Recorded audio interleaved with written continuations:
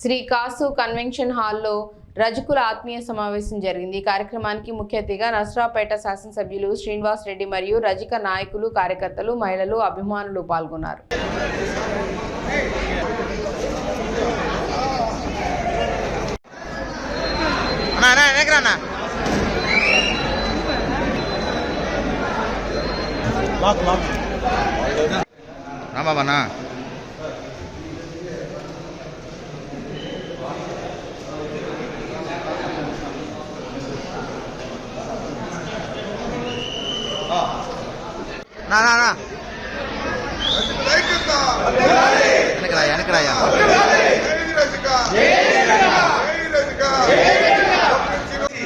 దయచేసి జైల్లో కూర్చోవాల్సిందిగా కోరుతున్నాం। మన ప్రీతం నాయకులు గోపిరెడ్డి శ్రీనివాస్ రెడ్డి గారిని గౌరవించుకోవాలి। మనం ప్రతి ఒక్కరు జైల్లో కూర్చోవాల్సిందిగా మరీ ప్రార్థిస్తున్నాం। లోపల రాజుగా కోరుతున్నాం। ఇప్పుడు దాకా వెయిట్ చేశాము, మనకి ఏం చేస్తారనేది మన ఎమ్మెల్యే గారు వివరిస్తారు। ప్రత్యేకంగా ఇప్పుడు మన రాజకీయ జాతిని ఉద్దేశించి బీసాల రంగన్న గారు మాట్లాడాల్సిందిగా కోరుతున్నాం।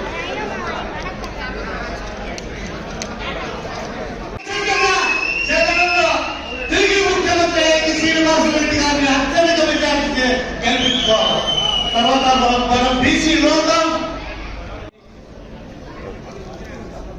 అదేవిధంగా స్థానిక నాయకులు జగన్మోహన్ రెడ్డి గారు చెప్తా ఉంటారు। చంద్రబాబు నాయుడు 2014లో ఒక 3 మాటలు చెప్పాడు, మీ అందరూ గుర్తుంటుంది। 87,000 రైతు రుణాలుంటే బేషరతుగా 87,000 కోట్లు కూడా రుణమాఫీ చేస్తా ఉన్నాడు। కానీ 11,500 కోట్లు చేసి కుటుంబరావుని అడ్డం పెట్టి స్కేల్ ఆఫ్ ఫైనాన్స్ అని పెట్టి అవి ఎక్కడా కూడా రూపాయి ఇవ్వకుండా చేశారు।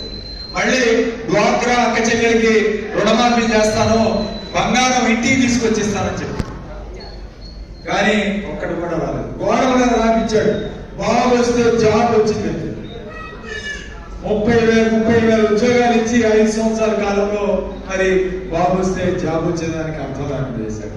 కానీ జగన్మోహన్ రెడ్డి గారు మేనిఫెస్టో అంటే ప్రతి సెక్రటేరియట్ బిల్డింగ్ లో పెట్టించాడు, ప్రతి సచివాలయంలో పెట్టించాడు, ప్రజలందరికీ అర్థమయ్యే విధంగా చెప్పాడు। ఇచ్చిన మాటని 98% అంటే ఈ రాష్ట్రంలో 2 నెరవేర్చలేదు నాకు తెలిసి అన్న శ్రీనివాసరావు। ఒకటి సిపిఎస్ బదులు జిపిఎస్, రెండోది మద్యపాన నిషేధం, ఎందుకంటే పెండింగ్ అంటే అవి 2 పెండింగ్ పెట్టాడు।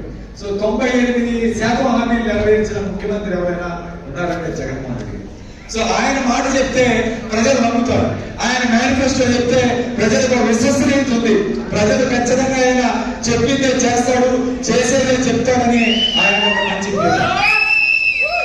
మరి ఇదే చంద్రబాబు నాయుడు ఏమన్నాడు, అందరికీ ఫ్రీగా పంచుతున్నాడు, శ్రీలంక లాగా అయిపోద్ది అని చెప్పాడు ఈ పెద్ద మనిషి। మరి వాళ్ళు ఏం చేశారు, ఆయన సిగ్గుగా మాట్లాడేటప్పుడు ఏమన్నావు నువ్వు? ఇవాళ ఆయన చేపట్టిన పథకాలు కావాలంటే ఈ రాష్ట్ర బడ్జెట్ 12 లక్షల కోట్లు కావాలి।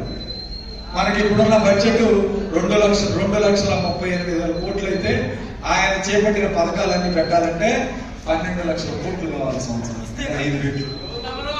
ఇక భగవంతుడు ఏదైనా దిగొచ్చి నీకు డబ్బులు ఏమైనా కావాలంటే కోరుకుంటే తప్పితే నాకు డబ్బులు వచ్చే పరిస్థితి కాదు। కాబట్టి చంద్రబాబు నాయుడు మోసాల గురించి ఒకసారి తెలుసుకోవాలి।